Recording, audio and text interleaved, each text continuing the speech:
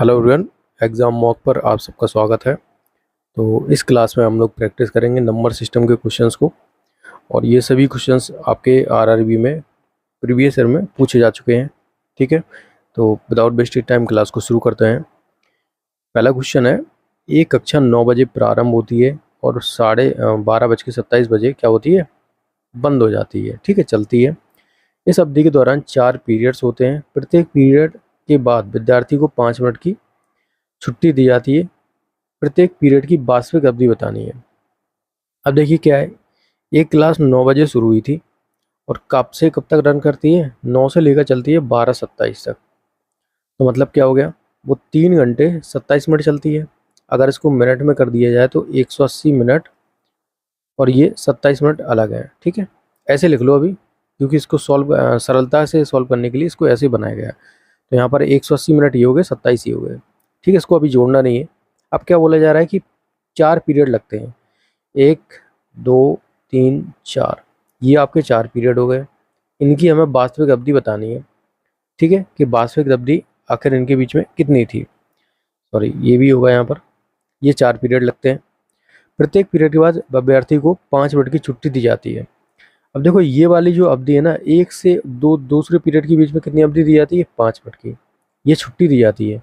और इसी प्रकार से दूसरे और तीसरे पीरियड के बीच में भी 5 की छुट्टी होगी, और तीसरे और चौथे के बीच में क्या होगी, 5 मिनट की छुट्टी होगी। बट भाई चौथे पीरियड के बाद में कोई छुट्टी नहीं होगी, क्योंकि चौथे पीरियड के बाद में तो कोई रेस्ट नहीं दिया जाएगा, आपको सीधी छुट्टी हो जाएगी ना भाई। जैसे आपका चौथा पीरियड खत्म तो आपकी छुट्टी हो जाएगी। तो यहाँ पर ये जो मिनट हैं जो एक्स्ट्रा गए हैं, जब विद्यार्थी को 5 मिनट की छुट्टी दी जाती है प्रत्येक पीरियड के बाद, तो ये 15 मिनट हो गए ना। तो 15 मिनट को इससे हटा दो, कितना बचेगा, 180।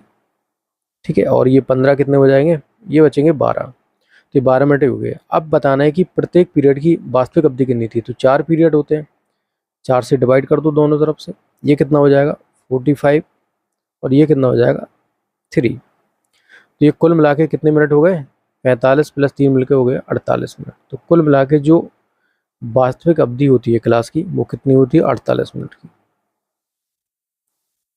नेक्स्ट क्वेश्चन करते हैं।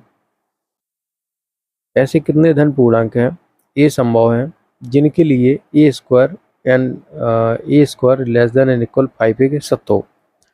तो अगर हम ए बराबर 1 पुट करते हैं इस वाली इक्वेशन में, तो क्या होगा, ए स्क्वायर का ए स्क्वायर क्या हो जाएगा, 1 ही हो जाएगा, 1। और ये कितना हो जाएगा 5 पे, तो मतलब ये क्या हो गया 5। ये ट्रू है। अगर ए बराबर हम 2 को पुट करें तो ये कितना हो जाएगा, ये तो हो जाएगा 4, और ये 5 दूनी हो जाएगा 10। तो ये भी सही है। ए बराबर 3 को पुट करें तो ये कितना हो जाएगा, ये तो ए स्क्वायर बराबर क्या हो जाएगा 9, जो कि लेस देन होगा, ये हो जाएगा 15। ये भी सही है। ए बराबर 4 को पुट करते हैं तो ये तो हो जाएगा 16, और ये हो जाएगा 5 को 20, जो भी, ये भी सही है। अगर ए बराबर 5 को पुट करें तो ये हो जाएगा 25, और ये कितना हो जाएगा, ये बराबर हो जाएगा 25 के। लेकिन अगर ए बराबर हम 6 को पुट करते हैं तो ये 36 हो जाएगा, और ये हो जाएगा कितना 30। इसलिए ये वाला 36 होगा 30 से जुड़ा, तो ये वाला क्या हो जाएगा, गलत हो जाएगा। तो हम कुल मिला के कितनी वैल्यूज रख सकते हैं जब ये हमारी क्या है, ए के मान इतने संभव है इस इक्वेशन के लिए। तो एक तो ए, 1 2 3 और 4 5, तो हम 5 वैल्यू ही रख सकते हैं जब ये हमारी एक इक्वेशन क्या है सेटिस्फाई हो गया। C will be the correct. Next question करते हैं। दो धनात्मक पूर्णांकों का योगफल 42 दे रखा है, उनका जो अंतर है 4 है, उनका गुणनफल निकालना है। सबसे पहले आप ऐसे क्वेश्चन को कैसे करेंगे, देखो मेरा तरीका देखो। 42 को आप आधा कर लो, अगर ये इवन संख्या है तो क्या हो जाएगा 21 और 21। तो 21 और 21 को यहाँ लिख लो आप। फिर यहाँ से एक कम करो, ये 20 हो जाएगा, ये 22 हो जाएगा। फिर यहाँ से एक कम करो, ये 19 हो जाएगा, ये 23 हो जाएगा। अब इनका अंतर देखो कितना आ रहा है, 4 आ रहा है ना, और योगफल तो इनका कितना है 44 है ये। ठीक है, तो अब इनका क्या करना है, तो हमें ऐसी दो संख्या मिल चुकी हैं जिनका क्या है योगफल 44 है और उनका अंतर 4 दे रखा है। अब हमें इनका मल्टीप्लाई करना है। तो 23 में 90 का मल्टीप्लाई कराओ, कितना हो जाएगा, 19 दिया 57, 5 19 दूनी 38, 38 5 कितना होता है 43। तो उनका जो गुणनफल होगा वो कितना हो जाएगा 43, 437, सॉरी 437 होगा। नेक्स्ट क्वेश्चन करते हैं।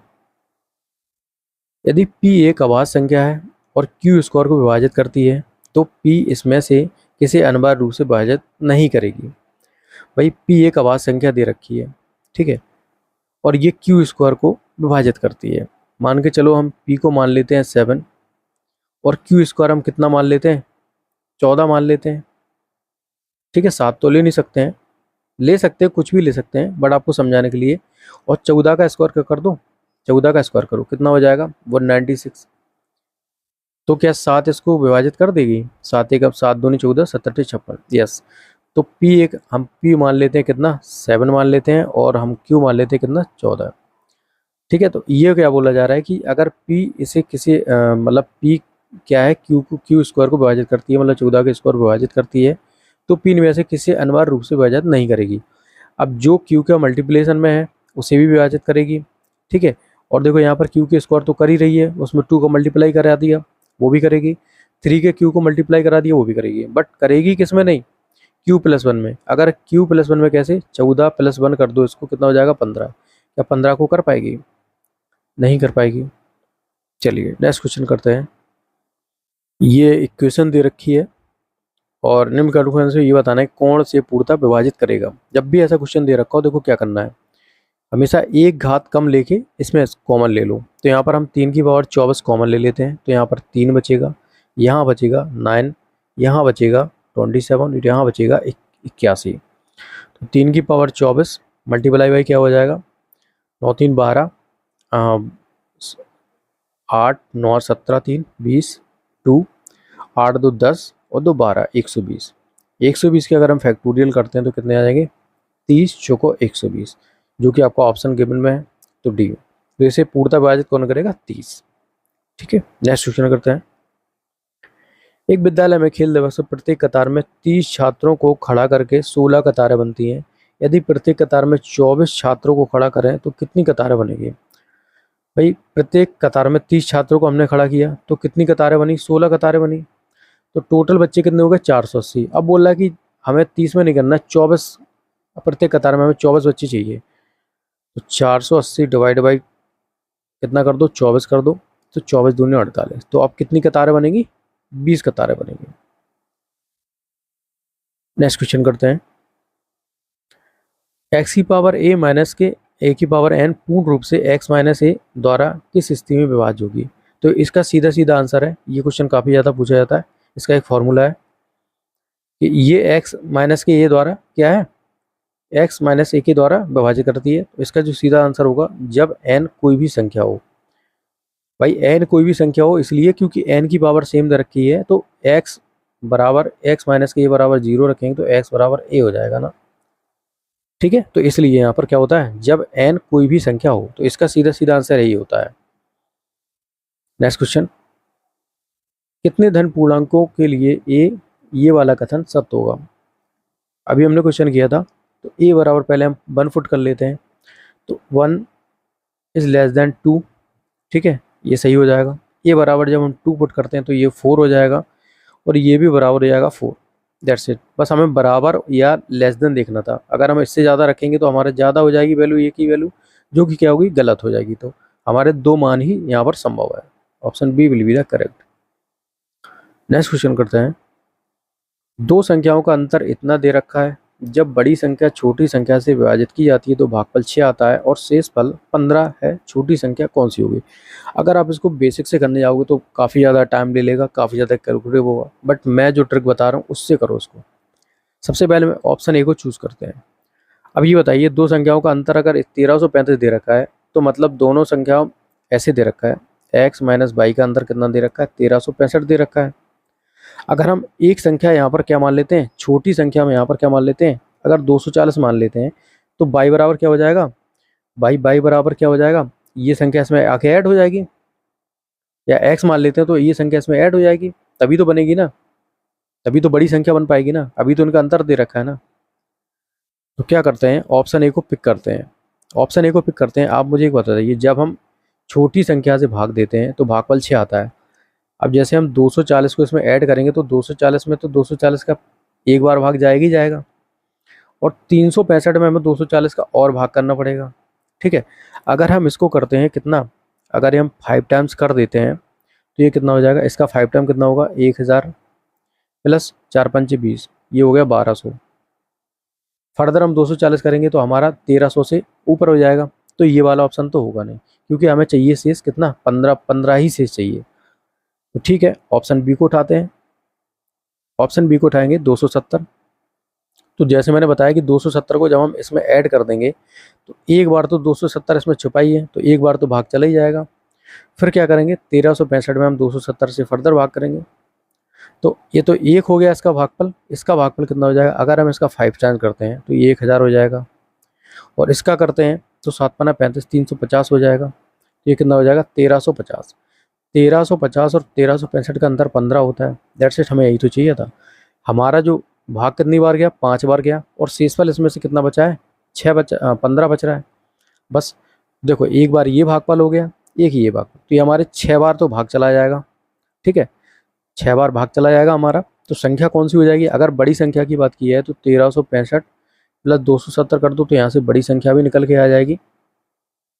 तो ये बड़ी संख्या हो जाएगी। अगर इसमें हम 270 से अगर डिवाइड करेंगे तो हमारा क्या होगा, ये 6 बार जाएगा और 15 हमारा शेषफल बचेगा। तो option B will be the correct. Next question करते हैं। 2 अंकों वाली एक संख्या के अंकों का योगफल 7 दे रखा है। यदि इकाई का अंक x हो तो संख्या क्या होगी। पहले सवाल को समझो। अंकों का योगफल, अंकों का योगफल, 2 अंकों की संख्या क्या होती है, x प्लस वाई बराबर हमने 7 मान लिया। संख्यों की 2 अंकों की संख्या होती क्या है, 10x प्लस वाई, यही तो होती है 2 अंकों की संख्या। तो इनके अंकों का योगफल, अंक ये है, इनके अंकों का योगफल कितना दे रखा है, 7 दे रखा है। ठीक है, तो बोला जा रहा है कि अगर यदि इकाई का अंक x हो, अब यहाँ पर y दे रखा है तो यहाँ पर x मान लेते हैं, तो ये कितना हो जाएगा, 10y प्लस यहाँ पर रख दिया x। तो ये बन गई संख्या। अब बताना है कि तो संख्या क्या होगी। अगर यहाँ पर अगर ऑप्शन में देखो तो किसी भी ऑप्शन में आपको बाई वाला ऑप्शन नहीं, मतलब बाई नहीं दिखेगा, तो हमें बाई की वैल्यू यहाँ पर निकाल लेते हैं, बाई की वैल्यू पुट कर देंगे, तो बाई की वैल्यू हो जाएगी 7 माइनस के एक्स। इस वाली इक्वेशन में पुट कर देते हैं, तो 10 7 माइनस के एक्स प्लस के एक्स, ये कितना हो जाएगा, 17 माइनस के 10x प्लस एक्स, ये कितना बचेगा, 17 माइनस के 9x। तो संख्या क्या हो जाएगी, 17 माइनस के 9x। चलिए नेक्स्ट क्वेश्चन करते हैं। ओके गाइस, इस क्लास में इतना ही। फर्दर मिलते हैं नेक्स्ट क्लास में। और आपको ये कंसेप्ट पसंद आया हो मैथ के और वीडियो पसंद आया हो तो चैनल को लाइक शेयर तो कर ही देना। Thank you for watching. Have a